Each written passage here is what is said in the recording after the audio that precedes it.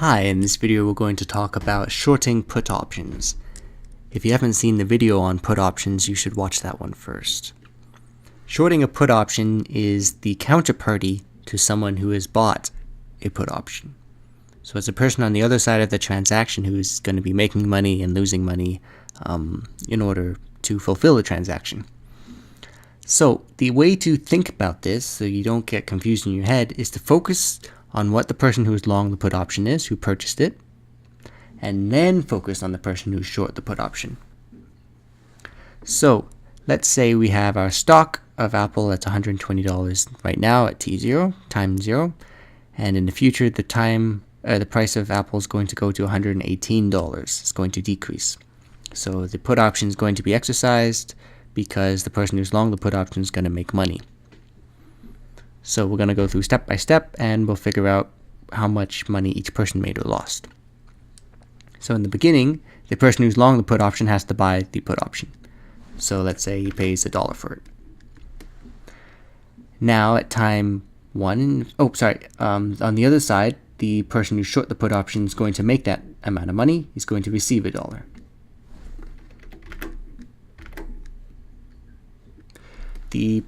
In time 1 in the future, when the price of Apple has gone down to $118, the person who is long the put option is going to buy the stock at this cheaper price.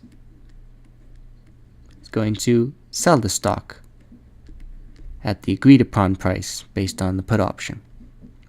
And you can see when this nets out that he ends up with a profit of $1. On the other side, the counterparty, since the put option was exercised and this guy has the right to sell, that means this person has to buy it.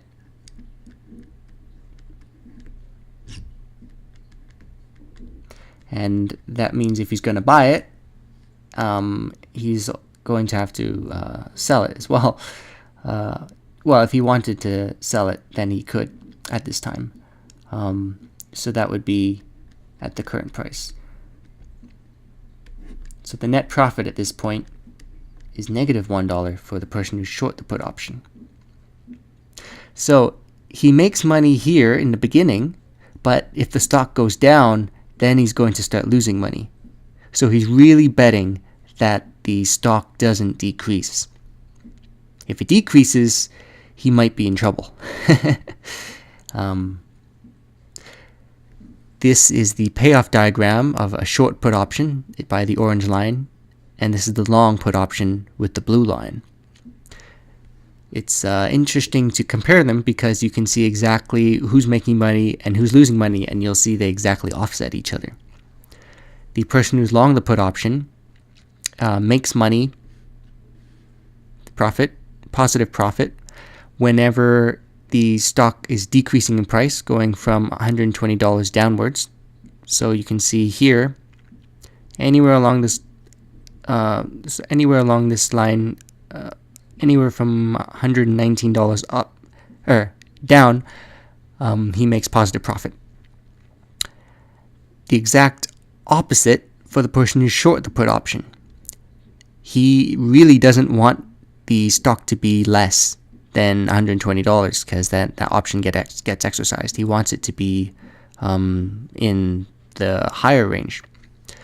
And you can see that the maximum amount of money that the person with the short put option can make is the exercise price, because is the cost of the put option. In this case, it would be $1, because then he's assuming that the stock doesn't get exercised and he just keeps this amount of money. You can also see that the loss is actually quite high for the person who short the put option, because he might have to pay any amount down to the price of the exercise price of the stock. So let's say the stock goes down to 0. Then that means this guy can still sell at $120. And the other guy has to buy at $120, even though he's going to have, and this would be 0. So he would receive 0 profit here. This guy would buy at $0, and that's how you end up with 119 up there and negative 119 down here. So you can see that shorting put options is actually quite risky. You can lose a lot of money if you're not careful. If the stock goes down too much, you lose a lot. On the other hand, this can be used if you're really sure that the stock price is going to go up and you think you can lock in a profit. Well, there's your short put option benefit right there. So hopefully this was helpful. I realize it's a bit much and it can be a little bit messy when you're writing it out, but you just got to remember that you work out who's long, because this is more intuitive, and then you work out the counterparty to figure out who's short. And if you draw it out like this, then it's really easy to see. So hopefully this was helpful. Thanks.